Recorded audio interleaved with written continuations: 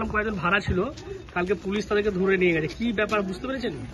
না আমরা ঠিক জানতাম না, কত 1-1.5 মাস ছিল থাকার মধ্যে। তো মানে রাত্রিবেলা বস্তাপত্র নিয়ে আসতো, আমরা এই আপত্তি জানিয়েছিলাম, যে ঘর মালিককে আপত্তি জানিয়েছিলাম। ঘর মালিক বললো ইদ্রিস ভাড়া দিয়েছে, এখন ইদ্রিসকে জানানো হলো, তারপর রাত্রি বিরুদ্ধে আর আসতো না।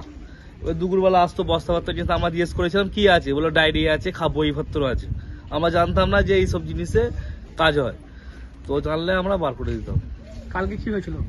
কালকে হঠাৎ পুলিশ এলো, ঠিক 2-2:30টার সময় পুলিশ এলো, এসে কজনকে অ্যারেস্ট করে নিয়ে গেল। এইটুকু দেখেছিলাম। শুনলাম নাকি লটারি নকল করতে বলছে। তো জানতাম না, জানলে আমাদের পাড়ায় আমরা সাক্ষী দিতাম না। ওদেরকে মানে এখানকার বাড়ি নয় নাকি? না, এখানে কোনো বাড়ি নয়। ওরা কি আশেপাশে কোনো জায়গায় মানে কারখানা বা কিছু আছে নাকি ওদের? তা ঠিক জানি না, কিন্তু গোডাউন আছে শুনেছিলাম, ওটা ইদ্রিস করে দিয়েছিল শুনেছিলাম। আপনার নামটা বলুন। আমার নাম শরীফ মল্লিক।